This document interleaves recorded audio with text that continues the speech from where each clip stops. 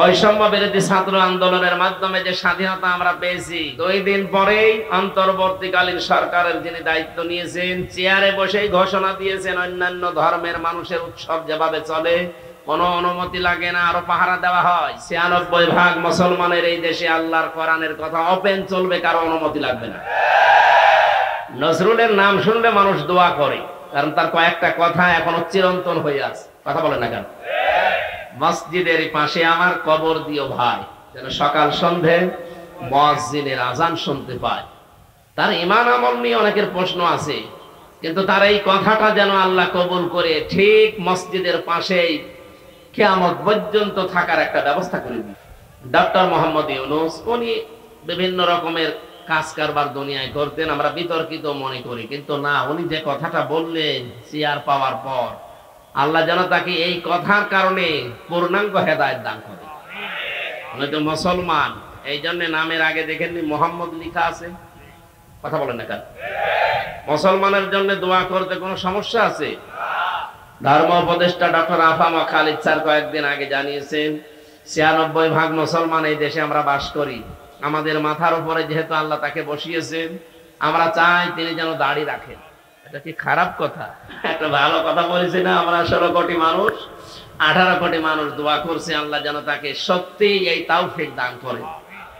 নবীজি জানিয়েছেন 1500 বছর আগে ওই জাতি কখনো উন্নয়ন লাভ করতে পারে না যেই জাতি তাদের শাসনভার কোনো নারীর হাতে তুলে দেয়। আল্লাহ মনে হয় আমাদের কপাল থেকে এই অভিশাপ মুক্ত করার একটা ব্যবস্থা করিয়ে দিচ্ছে। উনি যাই হোক অন্তত পুরুষ মানুষ। এই কথা বলেন না কেন? পুরুষ মানুষ না? ঠিক আছে, সামনে যারা আসবে আশা করছি তারাও পুরুষ মানুষই আসবে। মেয়ে লোক আসার আর কোন সম্ভাবনা দেশে আছে না, কারণ তাদের বর্দি অর্ধেক। আপনি আবার এটা উল্টা পাল্টা করে লাগিয়ে বিভিন্ন জায়গায় দিয়ে নাই যে নারী বিদ্বেষী না, এটা হাদিস বললাম, এটা বুখারী শরীফের হাদিস। আল্লাহর নবী কথা শুরু করার আগে লাম দিয়েছেন, লাই ইফলিহা, কখনো সফল হতে পারে না ওই জাতি যে জাতি তার শাসনভার কোন নারীর হাতে তুলে দেয়। আমরা এই জন্য আমার মনে হয় দুর্নীতিতে চ্যাম্পিয়ন হতাম। কথা বলে রাখেন। প্রশ্ন আসতে পারে তাহলে 53 বছর তো নারী ছিল না? না, যারা ছিল এর আগে আর ওরাও নারীর মতনই। নারী কাকে বলে আজকের তেলাওয়াত কিন্তু আয়াতের ভেতরে আছে। আজকের সূরার নামই মমতাহিনা। মমতাহিনা মানে কি? পরীক্ষিতা নারী। কোন নারীকে পরীক্ষা করে করে আল্লাহ এই জগতে নামি দামি এবং গনি বানিয়ে দিয়েছিলেন, স্টাবলিশ বানিয়েছিলেন। কারা আল্লাহর মনোনীত ছিল, কি করলে মনোনীত হওয়া যায়, চিরন্তন হওয়া যায়, এই কথাগুলো আজকের তেলাওয়াত কিন্তু আয়াত থেকে আমরা শুনবো ইনশাআল্লাহ। তাফসীরে যাচ্ছি, আমরা কিছু কথা আগে থেকে বললাম। শাহাদাতের মর্যাদা যারা পেয়েছেন আল্লাহ তাদেরকে সত্যই যেন শাহাদাতের যে স্বাদ এটা দান করে। এখনো যারা অসুস্থ আছে শেফায়ে কামেলা আজেলা আল্লাহ যেন নসিব করে। ওরা যে দুর্বিসন্ধি লাগিয়েছিল যে 14 জায়গায় অনুমতি নেই, এই করতে করতে যারা আয়োজন করতো, এই যে এই ছেলেটা আগস্ট মাসের 5 তারিখের আগে একটা অনুষ্ঠান দিয়েছিল নীলফামারী বাড়ির জল ঢাকা। ওখানে যিনি দায়িত্বে ছিলেন ওসির, আমি যে পৌঁছিয়েছি উনি গাড়ি নিয়েছে আমাকে ধরে মামলা দেবে। উনি জানে যে নামে মামলা আছে, আরো নতুন করে আরেকটা লাগায়। সেদিন যে কি তৈরি করেছিল ওসি সাহেব, এখন শুনলাম আজকে আসার সময় বলছে ওই ওসির নামে নাকি আজকে মামলা হয়েছে। উনি আমার নামে মামলা সাজাবে পারে না, এখন নিজেই মামলা ফিগারে। এই জন্য যারা এই সিস্টেম করেছিলেন কিয়ামতের আগে এ দেশে আর কোরআনের কথা বলতে কোনো অনুমতি লাগবে না, সেইটাই ফিরে আসবে ইনশাআল্লাহ। কোন কারণে আল্লাহর কালামের কথা আল্লাহর জমিনে বলতে আপনার মতো সলিমুদ্দের কাছে লিখিত নেওয়া লাগবে? আপনি কি হয়ে পড়েছেন বলেন? এই নিয়ম নীতি ছিল কাফেরদের কারণে। কোরআন নাজিল হওয়ার পর থেকেই কোরআন শুনতেছে, শুনছে, শুনবে 3 প্রকার মানুষ। কয় প্রকার? প্রথম নাম্বারেই শুনেই বিরোধিতা করেছিল, তারা কাফের। আল্লাহ রাব্বুল আলামিন বলেন, ওয়াকালাল্লাযীনা কাফারু লা তাসমাউ লিহাযাল কুরআন আলগাউ ফীহি লাআল্লাকুম তাগলিবুন। সূরা হামিম সাজদা 24 নম্বর পারা 18 নম্বর পৃষ্ঠা 9 নম্বর লাইনে 26 নম্বর আয়াত। এটা তাফসীরে ফি জিলালিল কোরআনে আছে। দলিলগুলো তাফসীর আকারে লম্বা করে বলছি না, শুধু শর্টকাটে কিছু বিষয় জানানোর জন্য আমি বলছি। আল্লাহ পাক বলেন 1500 বছর আগে কাফেররা সিদ্ধান্ত নিয়েছিল সব চলতে দাও, কোনো বাধা দিও না, কিন্তু মুহাম্মদের কোরআন যেন চলে না। ওদের উদ্দেশ্য ছিল এই, কোরআন চলতে যদি বাধা দিতে পারো, হট্টগোল করো, ওয়ালগাউ ফিহি, শুধু বন্ধই করবা তা না, এটা বন্ধ করার জন্য যত রকমের কায়দা কৌশল আছে করবা। আবু জেহেল এই মনে করতো কোরআন যদি মানুষ না শোনে তাহলে আমার অবৈধ সিয়ারের ব্যাপারে কেউ কথা বলবে না। খুব ভালো করে জানতো মুহাম্মদ যেটা বলতে চায় এটা যদি মানুষ বোঝে তাহলে আমি যে অবৈধ সিয়ারে আছি এ সিয়ার টিকবে না। 1500 বছর আগে এদের পেতাত্তা যারা নব্য আবু জেহেল সেজেছিল এরাও বুঝে ফেলেছিল আমরা যে কায়দায় আছি, কোরআন যদি মানুষের দেশে শোনে আর বুঝে ফেলে তাহলে আমাদের সিয়ারেরও পায়া থাকবে না। এই জন্য অনুমতির সিস্টেম করেছিল। জাতির সামনে যেহেতু আজ প্রকাশ হয়ে গেছে, কোরআন যারা বাধা দেয়, শুনতে দেয় না, তারা 1 নম্বরে কাফের। তারা কি? আরো জোরে। এই 15.5 বছরে এগুলো যারা বাধা দিয়েছেন, আপনি নামাজ পড়তে পারেন, রোজা রাখতে পারেন, আপনি কাফের। কাফেরের জানাজা পড়া জায়েজ আছে? কবরে দেওয়া? তাহলে এ দেশে যারা এতদিন এই করলেন, এই 15.5 বছর, তাদের এখন আর জানাজার দরকার কি? কবরে দেওয়ার দরকার কি? পুড়িয়ে ফেলেন। কারণ ও তো এমনি জাহান্নামে যাবে। জাহান্নামে গেলে তো আগুনে পুড়বেই, আগুনে লাগিয়ে দিলাম, পুড়তে থাক।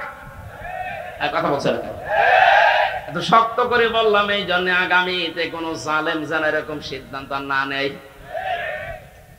দ্বিতীয় নম্বরে কোরআনের শ্রোতা পেয়েছি আমরা, নাজিল হওয়ার পরেই তারা শুনতে আসতো, বিশ্বাসও করতো এটা আল্লাহর কিতাব, মুহাম্মদ বানাতে পারে না। শোনার পরে যখন দেখতো না এই কথাগুলো তো আমাদের ব্যবসার সাথে মেলে না, আমাদের রাজনীতির সাথে মেলে না, আমাদের পরিবারের সাথে মেলে না, এমনকি আমার ব্যক্তিগত জীবনের সাথেও মিলছে না, ওই মানুষগুলো তখন আস্তে করে নবীর কথা শোনার পরে কেটে পড়তো। সূরা নিসা 5 নম্বর পারার 7 নম্বর পৃষ্ঠার 1 নম্বর লাইনের 61 নম্বর আয়াতে আল্লাহ বলেন, وَإِذَا قِيلَ لَهُمْ تَعَالَوْا إِلَى مَا أَنزَلَ اللَّهُ وَإِلَى الرَّسُولِ رَأَيْتَ الْمُنَافِقِينَ يَصُدُّونَ عَنكَ صُدُودًا। ওয়া মানে এবং ইদা মানে যখন, কিলা মানে বলা হয়, তাআল মানে আসো, ইলা মানে দিকে, মা মানে যা, আনজালাল্লাহ মানে আমি আল্লাহ নাযিল করেছি, ওয়া ইলার রাসূলি এবং রাসূলের দিকে আসো। রাআইতাল মুনাফিকিনা, হে নবী আপনি দেখতে পাবেন যাদের অন্তরে গুড় আছে, মুনাফিকি আছে, এই মানুষগুলো ইয়াসুদ্দুনা আনকা সুদুদা, আস্তে করে আপনার কাছ থেকে মুখ ফিরিয়ে কেটে পড়বে। সুতরাং আজকের আলোচনা শেষ হওয়ার আগে দেখেন কোনটা ওঠে না, ওই 2-1টা যাচ্ছে আলাদা কারণে, ভালো লাগছে না এই বলে যদি চলে যায় বুঝবেন ওইটা মুনাফিকের কোন লক্ষণ নিয়ে যাচ্ছে। পেশাব পায়খানা আর বিড়ি খাওয়া বাদ দিয়ে কেউ যেতে পারবেন না। বিড়ি কয়েকজন খায়, সবাই তো না, কিছু মানুষ আছে আপনি খুব নেশা লাগলে খেয়ে আবার চলে আসবে। কি আসবেন তো? কারণ রামপুর বিভাগে এটা চলে আমি জানি, কারণ এখানে বিড়ি তৈরি হয়। এই যে পাশের গ্রাম কুড়িগ্রাম এই সমস্ত জায়গায় আপনারা তৈরি করেন, আমরা তৈরি করেন, না খেলে হয়, খাবেন 2-1টা খান, কিন্তু আস্তে আস্তে ছেড়িয়ে দিন। তুমি গিয়েছো? আমি তো আকিজ গ্রুপে ছিলাম ওই সময়, স্যারকে বলেছিলাম যে আকিজের বড় ছেলে যিনি, বললাম স্যার আপনারা এই কাজ বান্দা বাদ দেন, দিয়ে একটা খাবার তৈরি করে। হুজুরে তো খাবার, কিন্তু খাবারে তো খাবার না, মানুষের লাঞ্চ নষ্ট হয়ে যায়, কলিজা নষ্ট হয়ে যায়।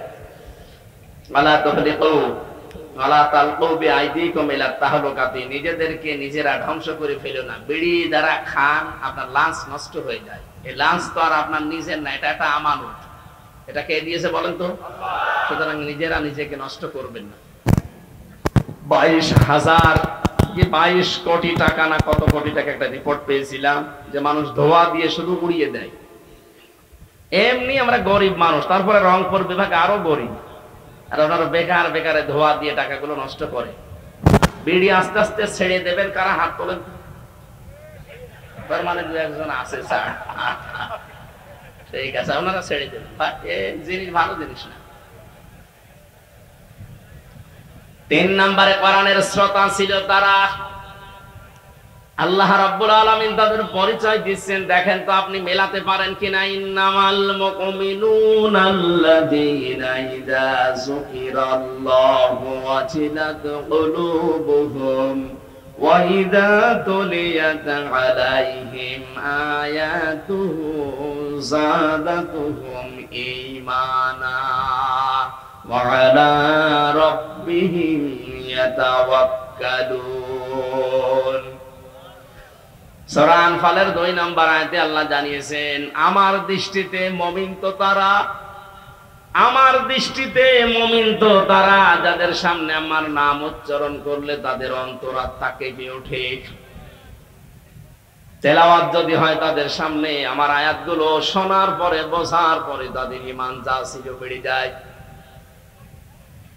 কোরআনের আলোচনা শুনে সবার চোখে পানি আসবে না।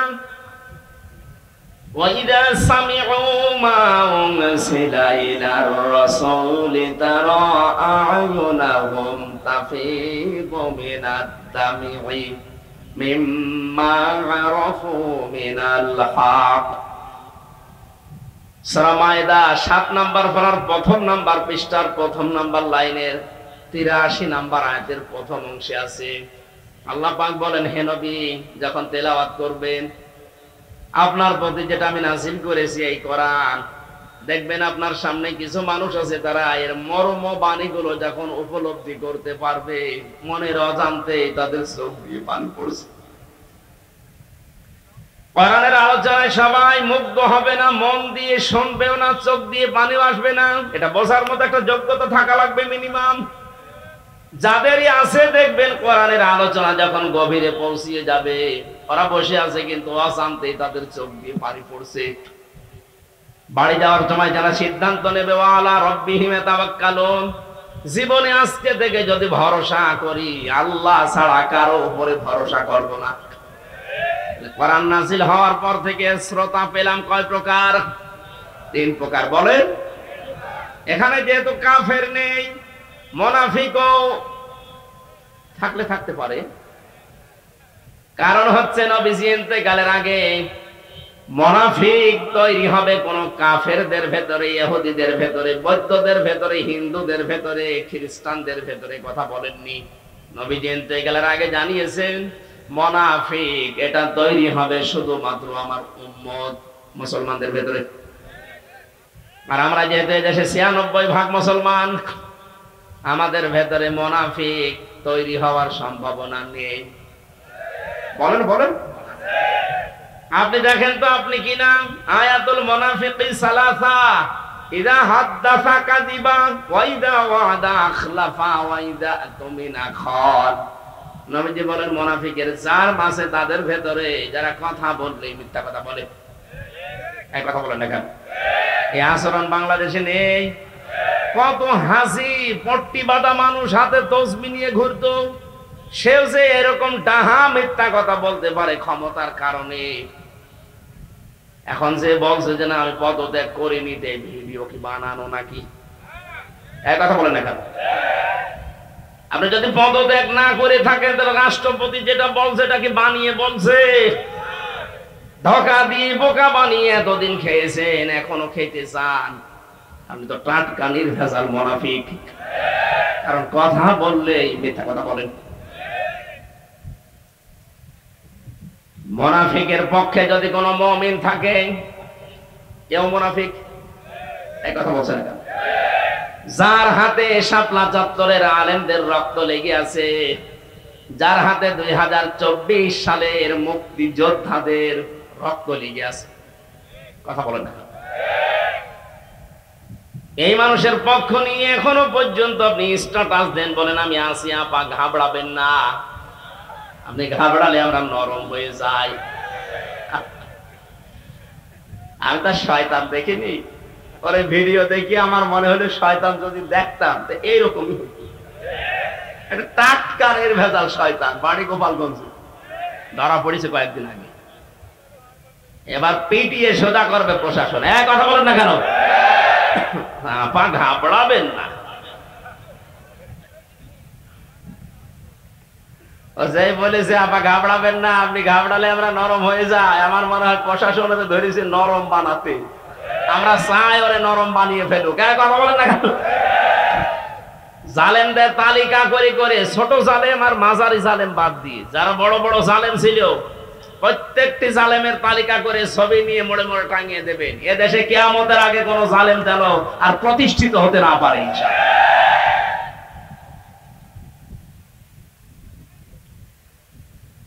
তিন প্রকার যে শ্রোতার কথা বলছিলাম, কাফের নেই আমরা বুঝলাম, কিন্তু মুনাফিক যেহেতু এটা তৈরি হওয়ার সম্ভাবনা এখানে আছে, আমরা যেন মুক্ত হতে পারি এই জন্য হাদিসটা বললাম।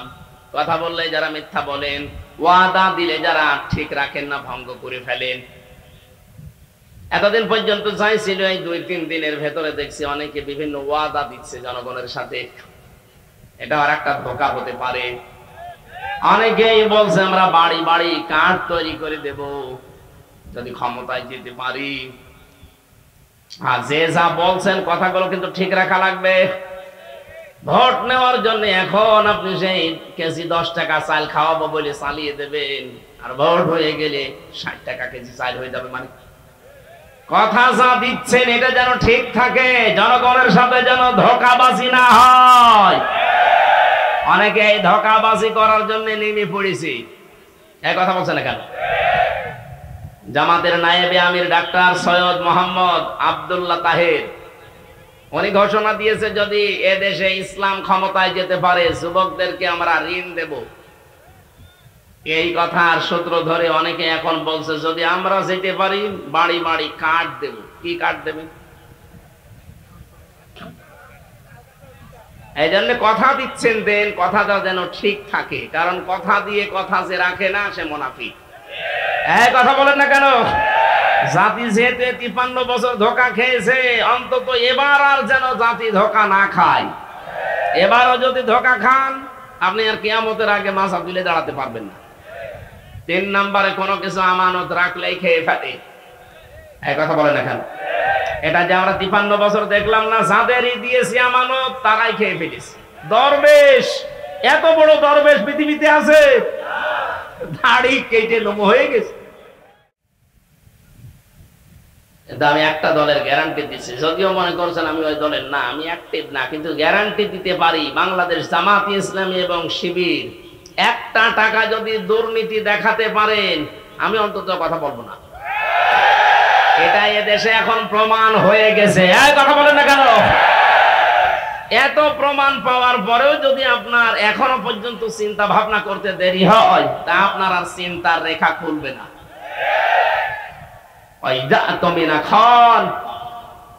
আমানত রাখলে যারা খেয়ানত করে ফেলে, এরা যে খেয়ানত করবে না তার বাস্তব প্রমাণ অলরেডি দেখিয়ে দিয়েছে। আশা করছি আপনি ভরসা রাখতে পারেন। এবার যেন কোরআনে কারীম সংসদে যায় সেই ব্যবস্থা আমরা যেন করে দিতে পারি।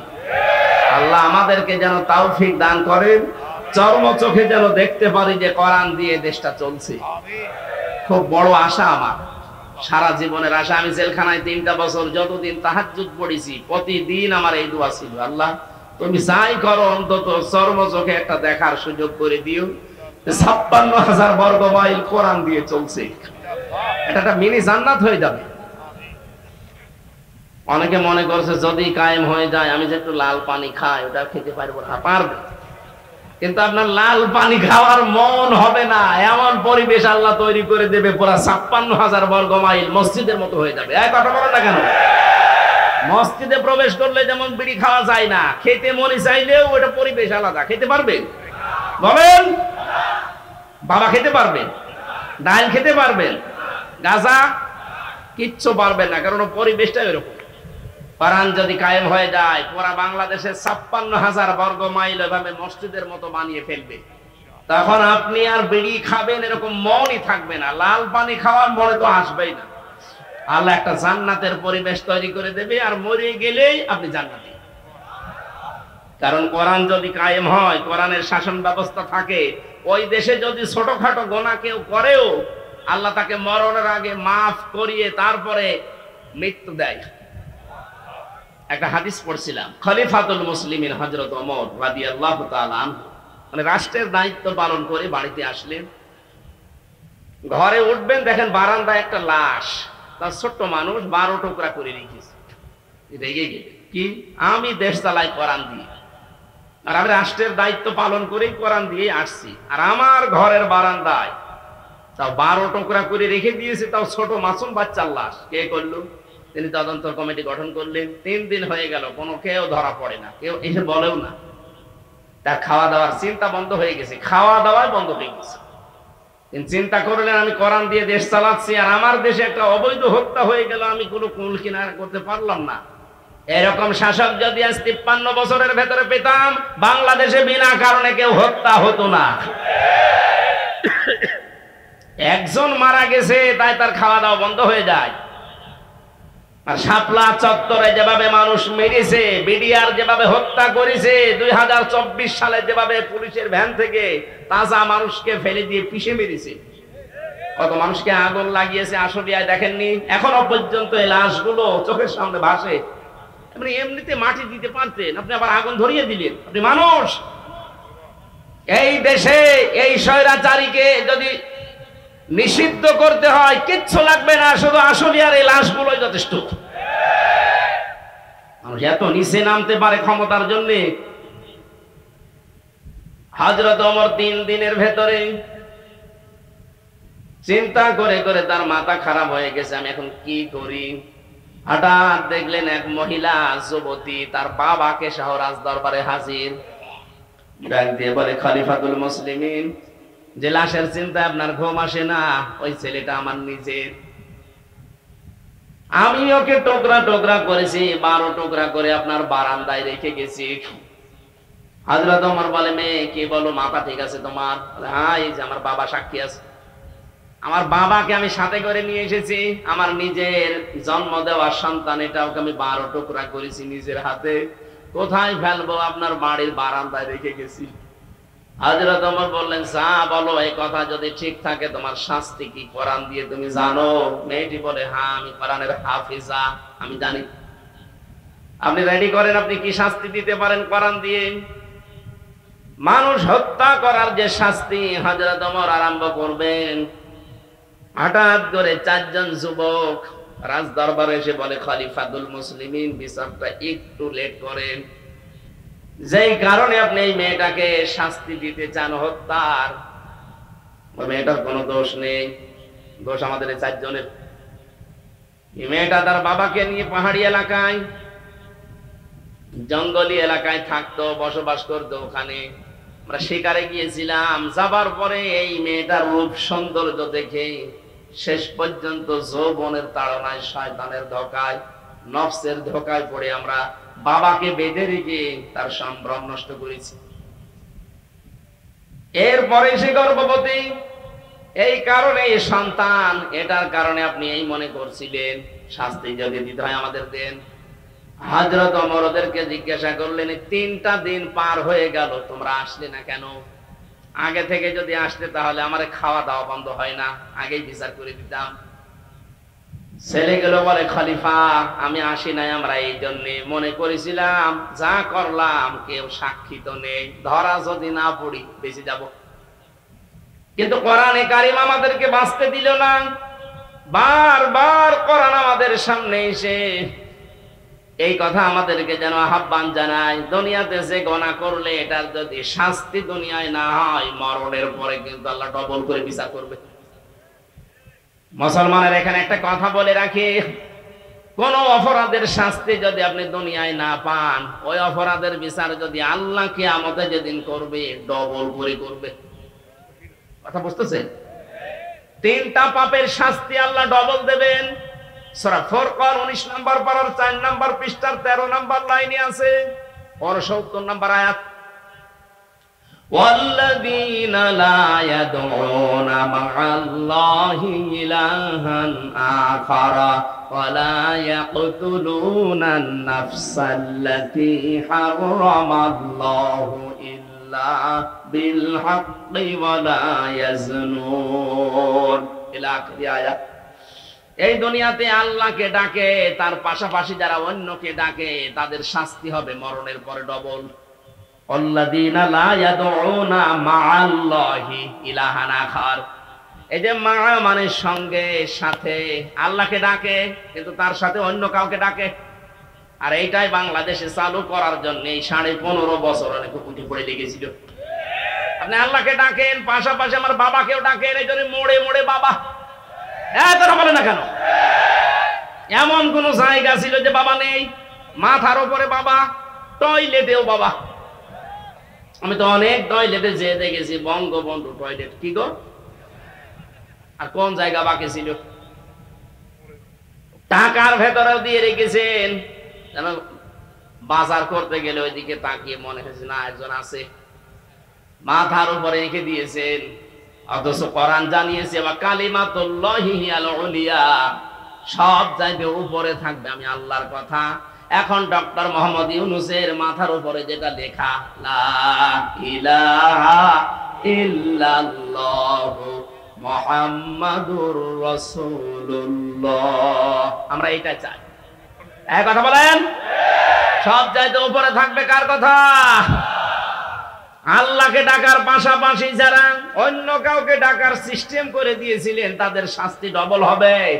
আল্লাহ মনে হয় এইটা সহ্য করে নাই, এই জন্য বিকাল 5টা বাজতে বাজতে সারা দেশ থেকে আল্লাহর বিপক্ষে যারা তাদের সব নষ্ট করে দিয়েছে। আমার কুষ্টিয়ারটা একটু শক্ত ছিল, ওটা ভাঙতে একটু দেরি হয়েছে। এত শক্ত পাথর, সারা দেশের টাকা পয়সা খরচ করে করে আমার মনে হয় এগুলো বানিয়েছিল। অন্যান্য জেলার তুলনায় আমার কুষ্টিয়াতে যেহেতু আল্লাহর ওলি 2 জন আছে, হানিফ আর ইনু, এই 2 জন মিলে বানিয়েছে। এত মহব্বত আপনার, আল্লাহর রাগ ও মানুষের অন্তরে তাদের প্রতি এত বেশি দিয়েছে। একজনকে দেখলাম আদালতে কেউ লাথি দিচ্ছে, পচা ডিম দিচ্ছে, আর একজনের বাড়ির ইট খুলে নিয়ে চলে যাচ্ছে। তার আজকে আমরা পরিষ্কার আল্লাহর সাথে অন্য কাউকে ডাকবো না, সে মরা বাবা হোক আর জিন্দা বাবা হোক। কথা বলেন না কেন? বিভিন্ন মাজারে এই সিস্টেম গুলো চলতো, আল্লাহর পাশাপাশি ইয়ালি বাবা, শালি বাবা, দয়াল বাবা, ন্যাংটা বাবা। এই জন্যই তো মাজার ভাঙা আরম্ভ হয়েছে। একেবারে শিরকের প্রকাশ্য কারখানা এটা। আল্লাহকেও ডাকে, আল্লাহর পাশাপাশি বীরকেও সেজদা দিচ্ছে, এটা আল্লাহর সাথে শিরিক। লা তাত্তাখিযুল কুবুর মাসাজিদা, কবরকে সেজদার জায়গা বানিও না। ওরা সরাসরি যে সেজদা দিত লালনের মাজারে, এই কথা বলেন। আর প্রকাশ্য কাজা তো আছে, অধিকাংশ মাজারে আমরা দেখেছি জেনার কারখানা। এই জন্য হাক্কানি আলেম এই দেশে যারা আছে বলেছে মাজার গুড়িয়ে দাও, ভেঙে ফেলো। কোন কারণে মাজার বানাতে হবে? হযরত ওসমানের মতো মানুষ, জান্নাতের সার্টিফিকেট পাওয়া মানুষ দুনিয়ায়, সেই লোকটা পড়ে আছে জান্নাতুল বাকিতে, কিচ্ছু নেই, পাথর দেওয়া মাত্র। আরে দেশের গরু ছাগল মরে যায়, তার কবর 3 তালা হয়। কোথায় গেছেন বলটা?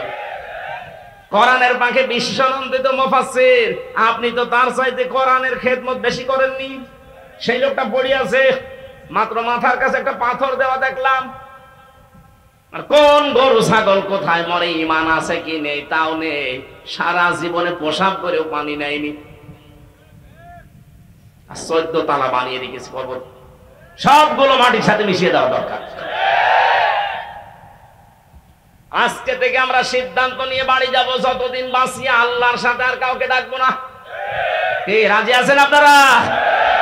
2 নম্বরে যারা অবৈধভাবে মানুষকে হত্যা করে, বাংলাদেশ স্বাধীন হওয়ার পরও এত হত্যা হয়নি। এই 9 সাল থেকে 24 সালে যত হত্যা হয়েছে, বাকিগুলোর অনেকের খোঁজই আমরা জানি না।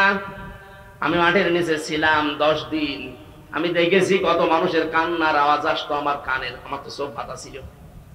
চোখ কালো কাপড় দিয়ে বেঁধে নিয়ে মাজায় একটা দড়ি নিয়ে ওরা হাঁটিয়ে নিয়ে যেত, মনে হয় আমার গরুর মতো নিয়ে যাচ্ছে। আশপাশ থেকে কান্নার আওয়াজ পেতাম, কারণ কোনো আওয়াজ তো ওখানে যাওয়ার কথা না। মানুষ সিঁড়ি দিয়ে উপরে ওঠে আর ওরা সিঁড়ি দিয়ে আমার নিচে নিয়ে যেত, তার মানে মাটির নিচে। ওইটা কোন জায়গায় এটা আমি জানি না, যেখানেই নিয়ে গিয়েছে বহু মানুষের কান্নার আওয়াজ পেতাম মাঝে মাঝে। আর একটা আওয়াজ দিত, আহ, এরকম একটা আওয়াজ। বুঝতাম এখানে কয়েক মাস ধরে মানুষ হয়তো আছে। যে সমস্ত মানুষ পাহারা দিয়ে যেত ওই এসআই যারা, তাদেরকে প্রকাশ গোপনে বলতাম, ভাই যে আওয়াজ আসলো, শব্দ না, অধিকাংশ গুলোতে হিন্দু পেয়েছিলাম। কিছু কিছু যাদের একটু মনুষ্যত্ব আছে বলতো, হুজুর 1 মাস 2 মাস না, কেউ 2 বছর 5 বছর পড়ে আছে, কেউ জানেই না।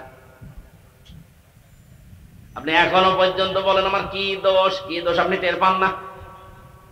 কোন দোষ যদি আপনার নাও থাকে, আপনার সবচেয়ে বড় দোষে আয়না ঘর। আপনি জানেন না কি হয়তো ওখানে ইলিয়াস আলীর মেয়েকে নিয়ে আপনি কি করলেন, কি নাটক, কি প্রতারণা, অথচ তাকে আপনি মেরে ফেলেছেন আগে।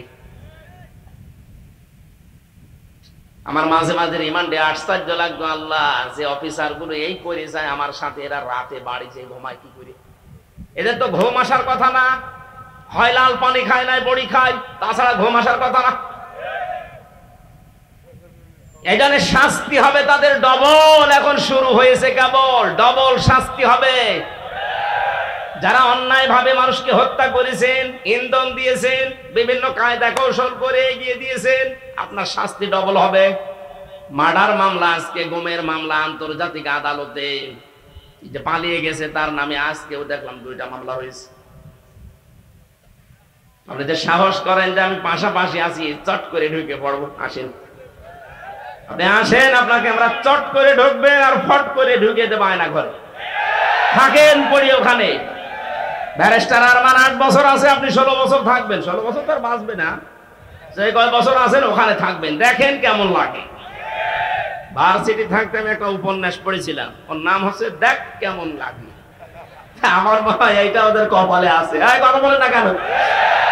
কয়জন এরকম আশা করছেন যে আসি পাশাপাশি, চট করে ঢুকে পড়বো, আসেন, ঢোকাবো, দেখ কেমন লাগে। উপন্যাসটা পুরোপুরি পড়লে খুব ভালো লাগে। আমার মনে হয় সামনে এদের কপালে এটা হতে যাচ্ছে। ভাইরা আমার, অন্যায় ভাবে যারা হত্যা করেছেন ডবল শাস্তি পাবেন। 3 নম্বরে যারা জেনা করে দুনিয়ায়, তাদেরও শাস্তি ডবল হবে। সূরা ফুরকানের আয়াত। মেয়েটা বলছে খলিফা, এই ছেলে 4 জন বলছে খলিফাতুল মুসলিমিন। চিন্তা করলাম দুনিয়ায় মার্ডারের শাস্তি যদি না পাই, কিয়ামতে আল্লাহ কিন্তু ডবল শাস্তি দেবে। কয়টা? এজন্য দুনিয়ায় হয়ে যাক, আপনি যে বিচার আছে কোরআনের করে দেন, দুনিয়ায় শেষ, পরকালে যেন আল্লাহ এই বিষয়ের কোনো বিচার না করে আমাদেরকে মাফ করে দেয়। হযরত ওমর বললেন, তাই তো, তোমরাই তো দোষী, মেয়েটার তো দোষ নেই। মেয়েটাকে ডাক দিয়ে বললেন, তোমার দোষ এইটা যে তুমি 12 টুকরা করেছো লাশটা, আমার ঘরের বারান্দা রাখলে, অন্য কোথাও ফেলে দিলে না কেন? মেয়েটা কোরআনের হাফেজা, ডাক দিয়ে বলছে, খলিফাতুল মুসলিমিন, আমার সন্তানকে আমি গলা টিপে মেরে ফেলতে পারতাম। 12 টুকরা করেছিলাম আমি, বিভিন্ন জঙ্গলে পাহাড়ে ছিটিয়ে দিতে পারতাম, কিন্তু আপনার কাছে আমি কেন দিলাম? দিয়েছি এই কারণে, প্রথম কারণ আমার ছেলেটাকে আমি হত্যা করেছি, 1 নাম্বার কারণ হচ্ছে সে জারজ, তার তো বাবা ঠিক নেই। কয়টা বাবা? বলেন বলেন। ও জন্ম তো ঠিক নেই, বাবা 4টা, যদিও ওর দোষ না, কিন্তু সন্তানটা তো জারজ। আর আমি কোরআনে কারিমে সূরা কলমের 13 নাম্বার আয়াত থেকে 19 নাম্বার আয়াত পর্যন্ত জানি, যারা জারজ সন্তান এই পৃথিবীতে, তাদের 13টা কাজ হবে। তার 1 নাম্বারে তারা কোরআন বিরোধী হবে। আমার পেটে জন্ম নিয়ে বড় হয়ে আমার সামনে কোরআনের বিরুদ্ধে মিছিল করবে আমার ছেলে, এটা আমি মানতে পারি না। এই জন্যই আমি নিজের হাতে ওকে জবাই করেছি। বাংলাদেশে আজ যারা কোরআনের বিপক্ষে অবস্থান নিয়েছিলেন, নিচ্ছেন, এখনো সামনে অনেকে চেষ্টায় আছেন। আজকে একজন বুদ্ধিজীবী নামে, বুদ্ধি বিকলাঙ্গ, আমি নাম নিলাম না, লোকটা বলেছে ধর্ম কোনো রাষ্ট্রের ব্যাপার, কোনো ব্যক্তির ব্যাপার না। এই শব্দটা তার বলা ঠিক হয়নি। সে যদি তাওবা না করে সেও মুশরিক। এক কথা বলছে না কেন? কোন মানুষের যদি ধর্মই না থাকে, ওরা উদাহরণ দেয় যে নিরপেক্ষ হওয়া লাগবে। পৃথিবীতে কোন নবী ধর্মের ব্যাপারে নিরপেক্ষ ছিলেন? আপনি একজনের নাম বলেন, বলেন। এই ধোঁকাটাও চলছে সামনে, হয়তো সামনে আসতে পারে। আগে থেকে সতর্ক করলাম, যারা এগুলো করছেন এগুলো কিন্তু একটা ধোঁকাবাজি। আমরা এক জালেমকে বিদায় দিয়ে কোন নতুন জালেমকে আর এই জায়গায় আমরা দেখতে চাই না। আর যারা আসবে তারা যারা ইনসাফ কায়েমকারী হয়। মেয়েটি বলে 13টা কারণ বলতে পারি কেন আমি হত্যা করেছি। আমি এসেছি এই কারণে, আমি না আসলেও পারতাম। মেরে আমার সন্তানটাকে জবাই করে ফেলে যদি পাহাড়ে জঙ্গলে ছড়িয়ে ছিটিয়ে দিতাম, আপনিও ধরতে পারতেন না। আমি এসেছি এই কারণে, আমি যেহেতু হত্যা করেই ফেলেছি, আর হত্যার বিচার যদি দুনিয়ায় না হয়, কিয়ামতে আল্লাহ ডবল করে করবে। দয়া করে কোরআন দিয়ে আমার বিচারটা করে দেন, কিয়ামতে যেন আল্লাহ আমার ব্যাপারে আর কিছু না বলে। হযরত ওমর এই 5 জনের বিচার করলেন। আমার বোঝানোর বিষয় ছিল, কোরআনে কারীম দেশে থাকার কারণে, কায়েম থাকার কারণে ওরা গুনাহ করেছিল, কিন্তু গুনাহ করার পরেও কোরআনে কারীম তাদের ভেতরে অনুশোচনা, অনুতপ্ত এমন ভাবে ধরিয়েছে, মরণের আগে তারা ঈমান নিয়ে বিদায় নিতে পেরেছে।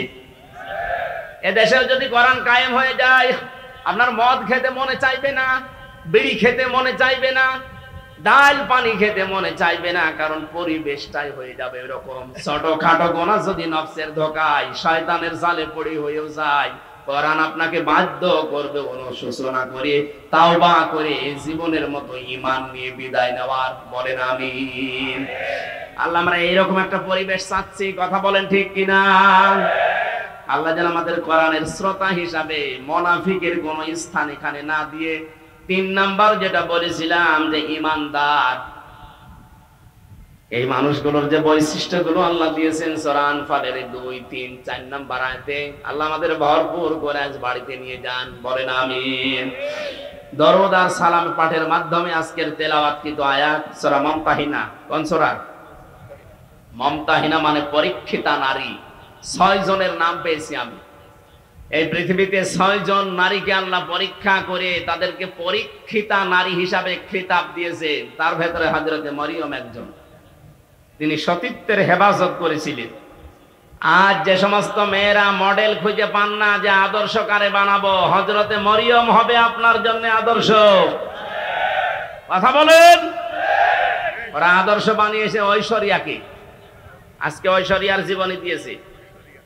ওই একজনকে খুশি করার জন্য রাতের বেলা কত টাকা কন্টাক্ট করে, কত টাকা ভাড়া পায়, আপনি তার জীবনী পড়ে দেখেন। এই যদি হয় আপনার আদর্শ, আর আপনি এটা দেখে দেখে মনে করেন এর মতো হব, হ্যাঁ ওর মতো হবেন, দুনিয়ায় শেষ, আখিরাতে সারা জীবন জাহান্নামে পড়া লাগবে। মেয়েরা যারা এসেছেন, আপনার আদর্শ হওয়া লাগবে 1 নম্বরে মরিয়ম। আপনার চরিত্রকে, সতীত্বকে আপনি হেফাজত করে রাখবেন। আমরা আগে তাফসিরে প্রবেশ করি, এরপরে সামনে যাব ইনশাআল্লাহ। ফাউযু বিল্লাহি মিনাশ শাইতানির রাজীম। বিসমিল্লাহির রহমানির রহিম।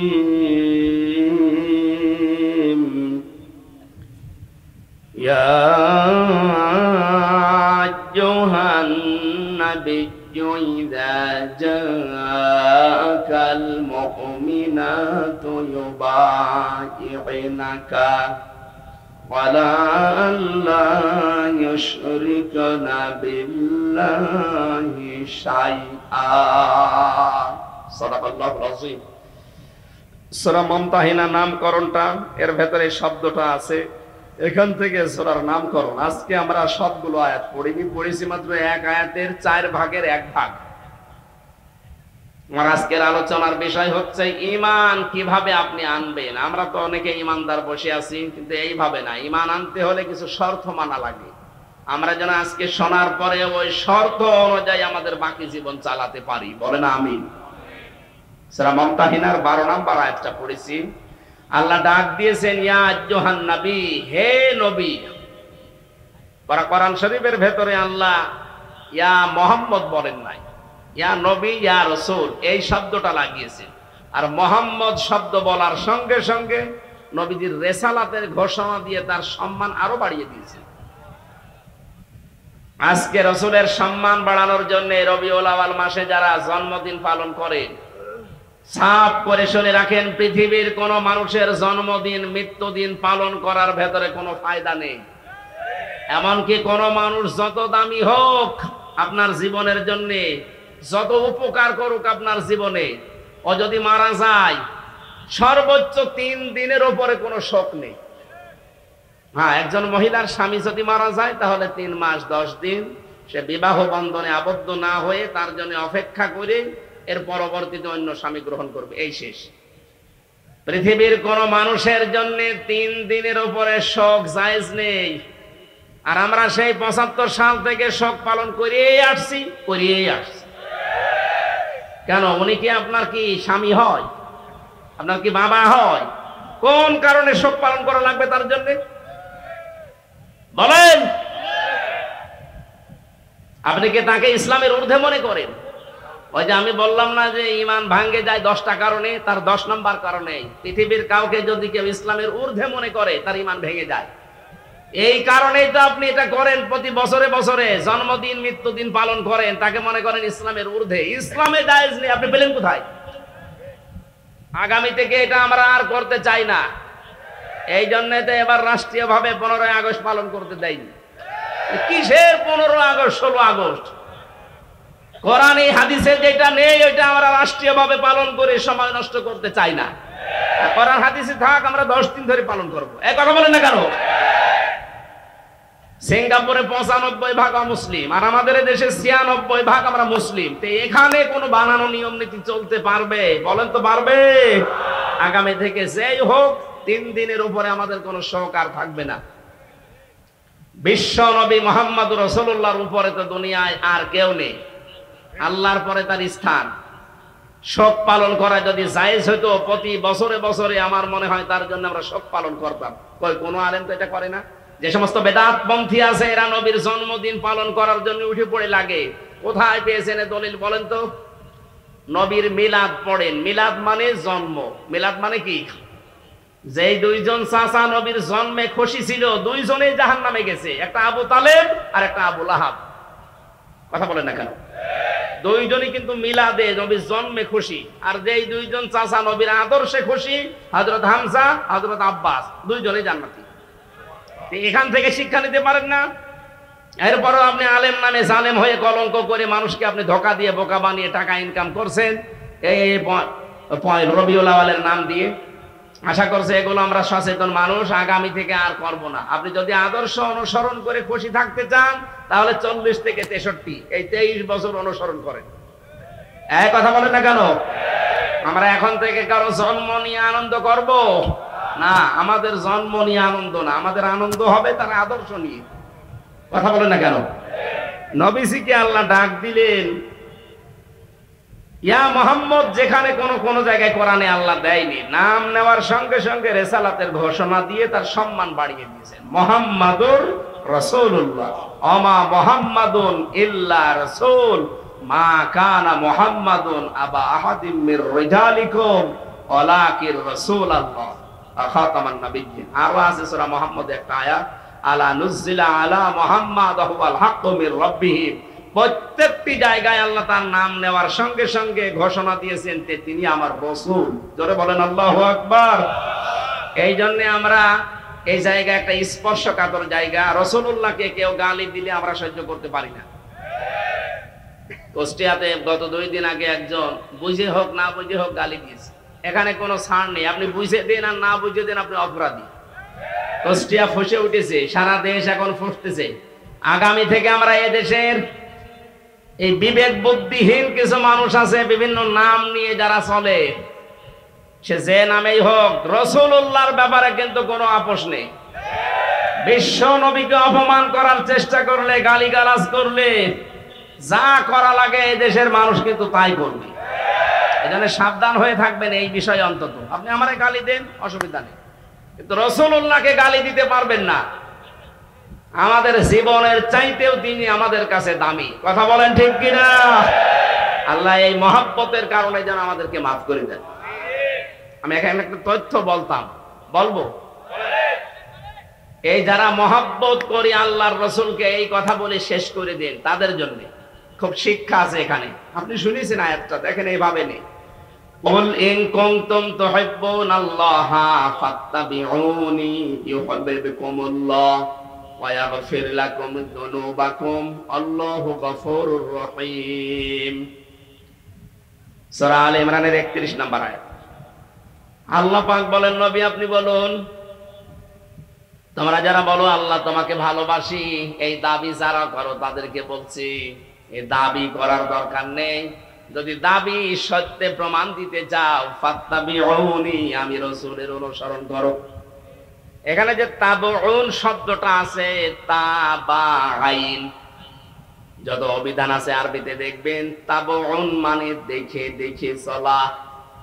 আমার সামনে বেলাল স্যার যেভাবে হেঁটে যাবে, যেভাবে পা ফেলবে, যেভাবে হাত নাড়াবে, যেভাবে মাথা দোলাবে, ওইভাবে দেখে দেখে চলার নাম আরবিতে তাবউন। তাহলে রাসূলুল্লাহকে কি অনুসরণ করা লাগবে, ইত্তেবা করা লাগবে তাকে দেখে দেখে? প্রশ্ন আসতে পারে, উনি তো আমার সামনে নেই। হ্যাঁ, উনি সামনে নেই, ওনার আদর্শ পড়ে আছে আমাদের সামনে। বিদায় হজের ভাষণের দিন বলেছিলেন, তারাক্তু ফীকুম আমরাইন, দুইটি জিনিস রেখে গেলাম, লান তাদিল্লু মা তামাসসাকতুম বিহিমা, কিতাবাল্লাহ ওয়া সুন্নাতু রাসূলিহি। দুইটা জিনিস রাখলাম, যদি অনুসরণ করতে পারো কোনদিন পথ ভ্রান্ত হবে না, পথ হারা হবে না, মায়ের খাবে না, না খেয়ে থাকবে না। এই তাদিল্লু শব্দের 99টা অর্থ আছে। কোনদিন আপনি না খেয়ে থাকবেন না, কারণ জমিন আল্লাহ আমাদেরকে ওয়ারিশ বানিয়েছেন। জমিনের ওয়ারিশ যারা, তারা না খেয়ে থাকবে। মানে পৃথিবীতে যারা আল্লাহকে মানে না, তারা এই পৃথিবীর ভাড়াটিয়া, আর আমরা হচ্ছি জমিনের মালিক। মালিক কোনদিন না খেয়ে থাকতে পারে না। আমরা যেহেতু অনুসরণটা ওইভাবে করতে পারছি না, কিভাবে? ফাত্তাবিউনি, আমি রাসূলকে তোমরা অনুসরণ করো। যদি অনুসরণ করতেই পারো, যখন অনুসরণ আরম্ভ হবে, ইউহিব্বুকুমুল্লাহ, আমি আল্লাহ নিজে তখন ভালোবাসা আরম্ভ করব না করেছি। এখানে যারা আরবি গ্রামার বোঝে জিজ্ঞাসা করেন, ইউহিব্ব এটা মুজারে, বর্তমান, ভবিষ্যৎ, প্রেজেন্ট, ফিউচার। যখন থেকে আপনি নবীজিকে অনুসরণ আরম্ভ করবেন, তখন থেকে আপনাকে আল্লাহ ভালোবাসা শুরু করবে। কি কথা বুঝতেছেন? তার মানে এখনো যারা নবীর আদর্শকে অনুসরণ আরম্ভ করেনি, করবে বলে আশা করছে, আল্লাহ তাদেরকে ভালোবাসা শুরু করেনি। আমি কথা বোঝাতে না পারলে আবার রিপিট করবো। রাসূলুল্লাহকে কেউ যদি অনুসরণ করা আরম্ভ না করে, আল্লাহ তাকে ভালোবাসা শুরু বলেন করেন। আর আল্লাহ যদি ভালোবাসে, কয়েকটা উপকার আছে। 1 নম্বরে আল্লাহ পাক বলেন, আমি যদি কাউকে ভালোবাসি, ওয়ায়াগফির লাকুম যুনুবাকুম। ইয়াগফির এটাও মুজারে, বর্তমান, ভবিষ্যৎ, প্রেজেন্ট, ফিউচার। জামবুন 1 বছর, যুনুব বহু বছর। আমি আল্লাহ যদি কাউকে ভালোবাসা আরম্ভ করি, ওর জীবনের কোনো গোনা বাকি রাখি না, সব মাফ করে দেই। আর আল্লাহর নিয়ম হচ্ছে, কোন জায়গায় যদি আল্লাহ গোনা মাফ করে দেয়, ওই জায়গাটা আল্লাহ ফাঁকা রাখে না, পুরা নেকি দিয়ে পাল্টিয়ে দেয়। আল্লাহ যদি কাউকে ভালোবাসে, কি পেলাম? আল্লাহ নিজে তাকে ভালোবাসা আরম্ভ করবে, তার জীবনের গোনাগুলো মাফ করে দেবে। আর গোনা মাফ হয়ে গেলে আল্লাহ তাকে জান্নাতে দেবে। এবার আমার আয়াতের মূল শিক্ষা হচ্ছে, রাসূলকে অনুসরণ করা আরম্ভ করা লাগবে না লাগবে না? এটা কি আংশিক না পূর্ণাঙ্গ? বলেন। আজ যারা আংশিক অনুসরণ করেন, তারা কিন্তু এখনো আল্লাহর ভালোবাসা পাওয়া শুরু করেননি। আংশিক অনুসরণ মানে হয়তো দাঁড়িয়ে আছে রাসূলের মতো, জুব্বা গায়ে দেন, খাবারের পরে মিষ্টি খান, রাসূলের মতো সালাত আদায় করেন, সিয়াম পালন করেন, হজ করেন রাসূলের মতো দেখে দেখে। কিন্তু বিশ্ব নবী যে 10 বছর রাষ্ট্র চালিয়েছিলেন, এইটাকে আপনি রাজনীতি মনে করেন। কথা বলেন না কেন? তাহলে অনুসরণ কি আপনার আংশিক না পূর্ণাঙ্গ? আংশিক অনুসরণ করলে আল্লাহ আপনাকে ভালোবাসা শুরু করবে। কোন জায়গায় আছে কোরআনের দেখান। এই জন্যই তো বারবার বলছি, রাসূলুল্লাহকে আজ থেকে অনুসরণ করা লাগবে পূর্ণাঙ্গ। রান্নাঘর থেকে শুরু করে আন্তর্জাতিক জীবন পর্যন্ত, পা থেকে শুরু করে মাথা পর্যন্ত প্রতিটি জায়গায় আমার অনুসরণীয় একজন, তিনি মুহাম্মাদুর রাসূলুল্লাহ। আমি যখন পুরা এই সিদ্ধান্ত নিয়ে শুরু করব অনুসরণ, যে দুনিয়া আমি কাউকে দেখে চুল কাটবো না, আমার চুল কাটার স্টাইল হবে মেসি। বলেন বলেন, আমার চুল কাটার স্টাইল হবে ঋত্বিক, শাহরুখ খান। কে রংপুরে কত দোকান আছে সেলুনের, একটা দোকানে আপনি লেখা দেখাতে পারেন যে এখানে সুন্নাত অনুযায়ী চুল কাটা হয়। ওখানে লেখা আছে এখানে শাহরুখ কাট দেওয়া হয়, এখানে অজয় কাট দেওয়া হয়। আবার ওদের ছবি টাঙিয়ে রাখে কোন কাট চান। তাহলে এখন আমাদের কি অনুসরণ হওয়া লাগবে? মাথার এই চুল থেকে শুরু করে পা পর্যন্ত। অনেকে দাড়ি রাখে কিন্তু এমন স্টাইল, এটা স্টাইল হবে, সুন্নাত হবে না। রাসূলের সুন্নাত এক মুষ্টি পরিমাণে দাড়ি রাখতে হবে, এরপরে যদি কেটে ফেলেন অসুবিধা নেই। এই কথা বুঝতেছেন? যদিও এই মাসলাটা নিয়ে মতভেদ আছে আলেমদের ভেতরে, তবে এক মুষ্টি রাখবেন আপনি। আমি ওই মতভেদপূর্ণ বিতর্কে গেলাম না। দাড়ি আপনার রাসূলের মতো হয় না, মাথার চুল রাসূলের মতো হয় না। মোষ যে রাখার সিস্টেম, আল্লাহর নবী বলেন খালিফুল মুশরিকিনা আফুল্লুহা ওয়াকফুশ শারিব, মুশরিকদের বিপরীত করবা, দাড়িকে লম্বা করে দিবা আর মোষকে খাটো করবা। আজ রবীন্দ্রনাথ ঠাকুরের এই জাতীয় সঙ্গীত নিয়ে কয়েকদিন যা আরম্ভ হয়েছিল, আমার যে 7টা কারণ সামনে এসেছিল তার ভেতরে এইটা একটা, যে এই মুশরিক লোকটা তার দাড়ি আর মোষ সমান সমান করে রাখতো। কথা বলে দেখা, রাসূলের প্রথম জিনিসটাই সে মানে নাই। সে যদি মোষ খাটো করে দাড়ি লম্বা করতো তাও মুসলমানদের ভেতরে একটা কিছু আসতো। দ্বিতীয় নম্বর, ও যখন এটা লিখেছে তখন কিন্তু বাংলাদেশ হয়নি। কথা বলে না কেন? তাহলে এ দেশের জন্য ওটা লেখে নাই। আমাদের একটা আবেগের জায়গা, সুতরাং জাতীয় সঙ্গীত যদি লিখতেই হয় দেশ নিয়ে লেখা লাগবে। এই কথা বলে না কেন? দেশ ভাগ হওয়ার পরে যেটা লেখা হয়েছে, আপনি তাকান মহিব খানের ইঞ্চি ইঞ্চি মাটি সোনার চাইতে খাঁটি, আপনি এইটা জাতীয় সঙ্গীত মানান? কথা বলে না কেন? কারণ এটা আমার ছেলে মেয়েরা যখন পড়বে তখন যেন দেশের প্রতি ভালোবাসা জন্মায়, মানবতার প্রতি ভালোবাসা জন্মায়। সর্বোচ্চ ওর ভেতরে ইসলামের কিছু কথা দেওয়া আছে, আমরা মুসলমান, মুসলিমদের এই কথাগুলো আমাদের অন্তরে বাজবে।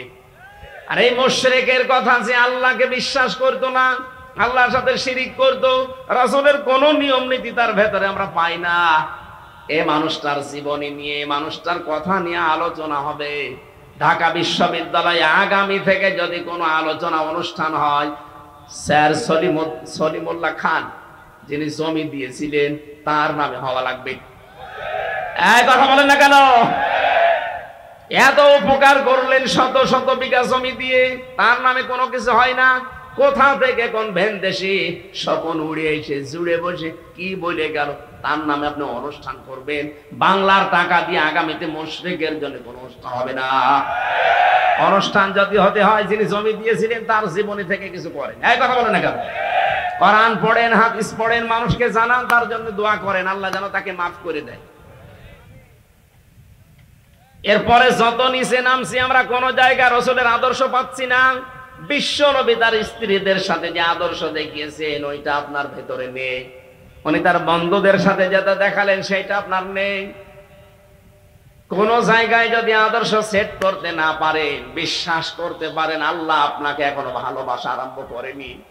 আয়াতটা পড়ার পরে আমার মনে হয় দেশে হাজারো আলেম, হাজারো পীর এখনো আল্লাহর ভালোবাসায় পাওয়া আরম্ভ করেনি।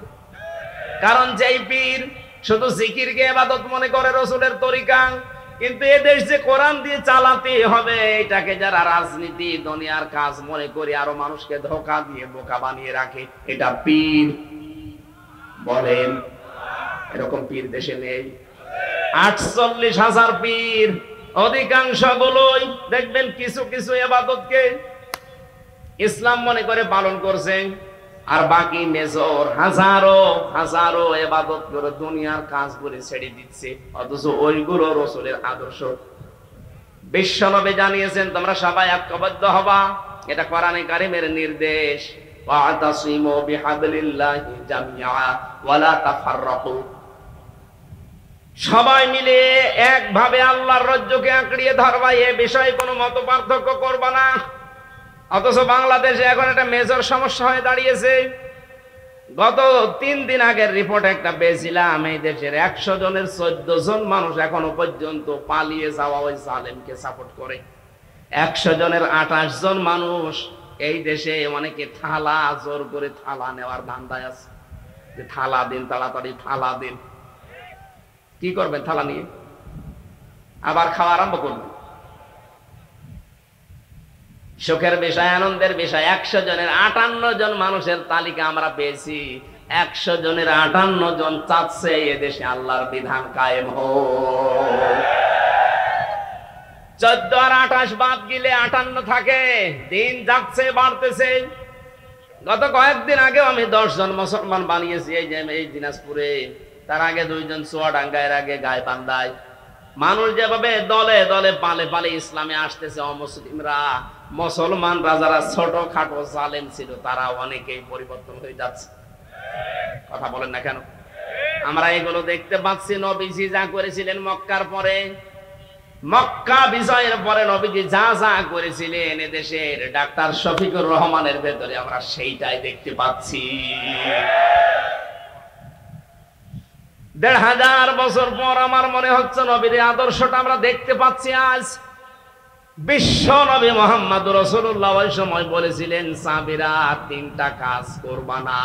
কোন নারীর গায়ে হাত দিবা না, কোন শিশুর গায়ে হাত দিবা না, কোন ফলদার বৃক্ষ কাটবা না। 3টা কাজ বেশি বেশি করবা। যেখানে তিনি অবস্থান নিয়েছিলেন বলেছিলেন, তাবুর আশপাশে তোমরা রান্নাঘর, চুলা এটা বেশি বানাবা, আর টয়লেট পায়খানা যেটা এটা কম বানাবা। আর আমার শত্রু বড় এখন বেঁচে আছে, আবু জেহেল তো নেই, আবু সুফিয়ান আছে। তার ঘরে যদি কেউ আশ্রয় নেই তাকে তোমরা মাফ করে দিবা, ক্ষমা করে দিবা। এই 1400 বছর পর ডাক্তার শফিকুর রহমান এত অত্যাচার, জুলুম, নির্যাতনের শিকার হওয়ার পর এই কাজগুলো তিনি এখন দেখিয়েছেন। যারা আমাদের প্রকাশ্য শত্রু ছিল তাদের ওই ঘর বাড়িগুলো উনি পাহারা দিয়েছেন লোক দিয়ে। কথা বলেন। কৌশল অবলম্বন করার জন্য মুসলমানদেরকে নিয়ে তিনি ঐক্য হওয়ার চেষ্টা চালাচ্ছেন। আমরা দেখতে পাচ্ছি কিছু মানুষ এখনো পর্যন্ত সেই মানধাতামলের আকীদা আকীদা আকীদা এই নিয়ে তারা এখনো ডিভাইডেডে আছে। মুফতি জসিমউদ্দিন রহমানী মাদ্দাজিল্লুহুল আলী কয়েকদিন আগে জেল থেকে বের হয়ে উনি জানিয়েছেন, এই দেশে মুসলমান যেন এক হতে না পারে, এর পেছনে সবচাইতে জঘন্যতম ভূমিকা পালন করছে একজন পীর। জাতি কিন্তু বুঝে ফেলেছে, যারা ফরিদউদ্দিন মাসুদের মতো মানুষকে তালই বানিয়েছেন। এই কথা বলেন না কেন? আপনি আর তালই বানানোর লোক পাননি দেশে। এর মানে একটা কলঙ্কিত মানুষ। মুফতি আমিনী সাহেবের জামাই মাওলানা শাকাওয়াত রাজি আমার সাথে 3 বছর জেলে ছিল বেচারা। উনি মাঝে মাঝেই বলতো, টক শোতেও বলেছে, এই বাংলাদেশে তাসলিমা নাসরিনের মতোই এই ফরিদউদ্দিন মাসুদ, কোনো পার্থক্য নেই। ও আর একই। যে লোকটা কোরআনের পাখি সাইদি সাহেবের ফাঁসি চাইতে পারে, একটা মাজলুম মানুষ সে জেলখানায় আছে, তারা আমৃত্যু দিয়েছিল, আর এই লোকটা শাহবাগে গিয়ে বলছে আমরা তার ফাঁসি চাই। এটা একটা টাটকা নির্ভেজাল কুলাঙ্গার। আরে আলেম নাম নিয়েছে, ওর নাম নাকি বুজুর্গ, আল্লামা কত কিছু দিয়েছে। ওর নামে বুজুর্গ দিলে আল্লাহর আরশ কাঁপবে। ওর নাম বেজিরগু। কথা বলে না কেন? যে কয়টা 5-8 গোলাম ছিল যারা মাজলুমের বিপক্ষে অবস্থান নিয়েছিল, পক্ষে না গিয়ে জালেমদের পা শুধু চেটেছে। যারা কওমি জননী নাম দিতে পারে জালেমকে, একটাকেও যেন বিচার ছাড়া আর বাঁচতে না দেওয়া হয়। প্রত্যেকের বিচার আমরা দেখতে চাই। এই কথা বলেন। ওই যে মাইজ ভান্ডারী নজিবুল বশর, ও শয়তান সেদিন ভিডিও পাঠিয়েছে যে আমি যা করেছি জামাতের বিরুদ্ধে, শিবিরের বিরুদ্ধে, বিএনপির বিরুদ্ধে, এরা আমারে ছাড়বে না, জীবনও আপনাকে ছাড়া হবে না। আপনি সবচাইতে বড় মারাত্মক ভুল করেছেন কোরআনের পাখির বিরুদ্ধে মামলা দিয়ে, তাও মিথ্যা মামলা। যারা সাক্ষী দিতে যায় তাদের সাক্ষী পর্যন্ত গায়েব হয়ে যায়। ও নিজে যখন স্বীকার করছে যে আমি করেছি, আমারে ছাড়বে না, না আমরা ছাড়তেও চাই না, দৃষ্টান্তমূলক শাস্তি চাই এই মাইজ ভান্ডারীর। কথা বলেন। আলেম নামে কলঙ্ক, এগুলো নাম নিয়েছে কি সুন্দর সুন্দর, দেখেন কুসেয়া, কি কুসেয়া, কি কুকুর, শ্রীগাল, বিড়াল। যাদের নামে ডিনেগনেশন ডিগ্রি 14টা করে ব্যবহার করে, এগুলো জাহান্নামী মানুষের আলামত। আপনাকে মানুষ নিজে ডাকবে, আপনি আল্লামা কিনা, নিজের নামে আগে পরিচয় দেয়, আমি শোলাকিয়ার ইমাম। বলছি কিসের শোলাকিয়ার ইমাম? আপনি ইমামতি করার জন্য সেই গোপালগঞ্জ থেকে গন্ডা ভাড়া করে এনে বাইতুল মোকাররমের মতো জায়গা অপবিত্র করিস। কত মুসল্লির রক্ত ঝরিয়েছে, এর যেন ছাড় দেওয়া না হয়। এই কথা বলেন না কেন? যেই দিন কওমি জননী নাম দিয়েছে এই রুহুল আমিন নামে, আলেম নামে কলঙ্ক, সেই দিন জেলখানায় ওর নামে বদদুয়া করেছে কওমি মাদ্রাসার আলেমরা। আমার সাথে 86 জন 76 জন ছিল। মাওলানা মামুনুল হক থেকে শুরু করেছে, আলেমগুলো ছিল। বলছে কি করলো, কি আমাদের তো ডুবিয়ে মারলো। এখনো পর্যন্ত আপনি একটা পীরের নাম নিয়ে তার সাফাই গেয়ে যাচ্ছে। মুফতি জসিমউদ্দিন রহমানী 11 বছর জেল খেটেছে। আপনি কয় বছর ছেড়েছিলেন? তার যে স্যাক্রিফাইস, সেটা এমনি এমনি বলে না, সে আপনাদের সাথে ছিল, মিশেছে, দেখেছে, বাস্তবতা সে জানে। আমিও জেলের ভেতরে কমপক্ষে 50 দিন তার সাথে আমার দেখা। মাঝে মাঝে আমারে বলতো, হামজা, এদেশে যদি একত্রিত মুসলমান না হয়, তার পেছনে সবচাইতে গুরুত্বপূর্ণ ভূমিকা কঠিন জঘন্যতম ভাবে পালন করে ওই পীর। এখনো পর্যন্ত করে যাচ্ছেন, আপনি থামবেন। একটা ঐক্য হওয়ার চেষ্টা। মোলামা যদি এক হয়ে, যে 58 ভাগ এমনি এমনি হয়নি, সব দাড়িওয়ালা টুপিওয়ালা মানুষগুলো এক হয়ে যাচ্ছে। আর এখানে আপনি এখন সেই মানধাতা বলে আকিদা করছেন। কার আকিদা খারাপ আপনি দেখেন তো? জামাত ইসলামী বাংলাদেশের আকিদা হচ্ছে লা ইলাহা ইল্লাল্লাহু মুহাম্মাদুর রাসূলুল্লাহ। হ্যাঁ, কালেমা যদি আপনি ভুল প্রমাণ করতে পারেন, তাহলে জামাতের আকিদা খারাপ। কালেমা তো নিজেও জিকির করছেন, আমরাও করছি, এখানে তো কোনো পার্থক্য নেই। কিসের আকিদা করেন? এই উল্টা পাল্টা ধোয়া তুলে মুসলমানদেরকে আজ ডিভাইডেড করবেন না, এটা হারাম কাজ। মুসলমানদের এক করা ফরজ, আর ভাগ ভাগ করা হারাম। এটা তো আমি বানালাম। সূরা আলে ইমরানের 105 নম্বর আয়াত। আপনি বাড়িতে যে মিলিয়ে দেখেন, যারা আজ মুসলমানদেরকে এক হতে দিচ্ছেন না, আপনি হারাম কাজে আছেন। কোন হারাম কাজ করা অবস্থায় তার ইবাদত কবুল হয় না। সুতরাং আপনার নামাজ, আপনার সিয়াম, আপনার হজ, এই দাড়ি, জিকির সব মাঠে মারা যাচ্ছে। আমি আর নিচে নামতে পারলাম না। এরপরও যদি কারো বিবেক না খোলে, আমার মনে হয় ওকে আল্লাহ মোহর মেরে দিয়েছে আবু জাহেলের মতো, ও আর ভালো হবে না। আমার ভাইরা, এখন থেকে আমাদের অনুসরণ হবে রাসূলের আংশিক না পূর্ণাঙ্গ? পূর্ণাঙ্গ অনুসরণ যখনই আমরা আরম্ভ করব, আল্লাহ আমাদেরকে ভালোবাসা শুরু করবে। তার মানে বোঝা যাচ্ছে, দেশে অনেক আলেম, অনেক পীর এখনো পর্যন্ত আল্লাহর ভালোবাসায় পাওয়া আরম্ভ করেনি। আমরা করেছি, আমরা যারা করছি, চেষ্টা চালাচ্ছি। হ্যাঁ, মাথা থেকে শুরু করে সংসদ পর্যন্ত সব জায়গায় আমার রাসূলের আদর্শ আমরা মেনে নেব। যখনই সিদ্ধান্ত নিয়ে মাঠে নেমে পড়বেন, বুঝবেন আল্লাহ আপনাকে ভালোবাসা আরম্ভ করছে। আল্লাহর ভালোবাসা আরম্ভ হয় তখন যখন কয়েকটা কাজ আপনি দেখতে পাবেন। এই তাকান, আপনাকে যে আল্লাহ ভালোবাসে তার প্রমাণ হিসাবে কয়েকটা কাজ আপনি দেখতে পাবেন সামনে। 1 নম্বরে হাদিস, নবীজি বলেন, আমি যখন, আল্লাহ পাক যখন কাউকে ভালোবাসেন, তখন পুরো আসমানে ঘোষণা হয়ে যায় যে মহান আল্লাহ ওই লোকটাকে ভালোবাসে। আমরা সবাই যারা আসমানে আছো, সবাই ওকে ভালোবাসো। পুরো আসমানের ফেরেশতারা তখন তাকে ভালোবাসা আরম্ভ করে দেয়। জমিনে ঘোষণা দেওয়া হয়, পুরো জমিনবাসী শোনো, হামজাকে আল্লাহ ভালোবাসা আরম্ভ করেছে, তোমরাও ভালোবাসো তাকে। তখন পুরো সৃষ্টি জগতের ভেতর আল্লাহ একটা মহব্বত পয়দা করে দেয়। আমরা এইটা আজ দেখতে পাচ্ছি। আপনি তাকান, এতদিন যাদের স্বাধীনতা বিরোধী, রাজাকার, জঙ্গি, উল্টা পাল্টা নাম দিয়ে বহু কালার করার চেষ্টা চালিয়েছে, আগস্টের 5 তারিখের পর থেকে আজকের এই 23 তারিখ পর্যন্ত আমরা দেখতে পেলাম তারা জঙ্গি না, তারাই জনগণের সঙ্গী।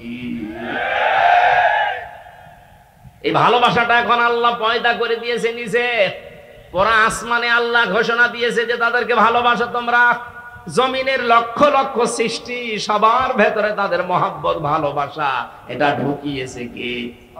এত প্রমাণ দেওয়ার পরও যদি আপনার এখনো পর্যন্ত মনে হয় না, এদিকে আসেন, আসেন, এদিকে আসেন। এই জন্য আমাদের উচিত হবে এখন এই মুহূর্তে দলাদলি বন্ধ করে দেওয়া, ছোটখাটো বিষয় সব আমরা বাদ। এরপরেও যদি আপনি এক জায়গায় হতে না পারেন, আবার কবে হবেন? আবার যদি কোন নতুন জালেমে চেয়ারে বসে, কিয়ামতের আগে লাভাতে পারবেন না। আমাদের উচিত এখন সুযোগ, ছোটখাটো বিষয় সব বাদ। কে দাড়ি রাখে, কে দাড়ি রাখে না, কে জুব্বা গায়ে দেয়, কে দেয় না, এটা পরে করবেন, আগে জায়গাটা ঠিক করেন। এখানে থাকলে আপনি ইসলামের নিয়ম নীতি 100% মানতে পারবেন। আর এই জায়গাটা না থাকলে কয়েকদিন পরে আপনারও দাড়ি কাটা লাগতে পারে।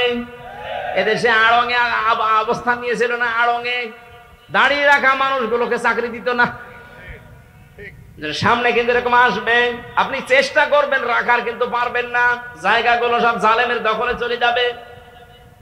বিশ্বনবী মুহাম্মদুর রাসূলুল্লাহকে আল্লাহ ঘোষণা দিলেন, নবী যারা আপনি আপনার কাছে আসবে যে ঈমান আমরা আনতে চাই, বলবেন 6টা কাজ করো। 1 নম্বরে আলা আল্লাহ ইউশরিকনা বিল্লাহ, কোনদিন আল্লাহর সাথে কোনো বিষয়ে শরীক করবা না। 2 নম্বরে ওয়ালা ইয়াসরিকনা বিল্লাহ, ওয়ালা ইয়াসরিকনা, চুরি করা যাবে না। ওয়ালা ইয়াজিনিনা, 3 নম্বরে কোনদিন তোমাদেরকে যেন আমরা জেনা করতে না দেখি। জেনার যে ছড়াছড়ি চলছিল, জেনার যে কারবার গুলো আমরা দেখতে পেয়েছি, বিশেষ করে আকাশ সংস্কৃতির নামে এদেশে বন্যার পানির মতো পিন আপ করা পত্রিকা দিয়ে বিভিন্ন স্যাটেলাইটের মাধ্যমে যা আরম্ভ হয়েছিল, আগামী 10 বছরের ভেতরে চরিত্রবান যুবক যুবতী মানুষ খুঁজে পাওয়া দুষ্কার হয়ে যাবে। এগুলো যারা দায়িত্বে আছেন বন্ধ করার চেষ্টা চালাচ্ছে। আমরা চাই যেগুলো দ্রুত যেন বন্ধ হয়।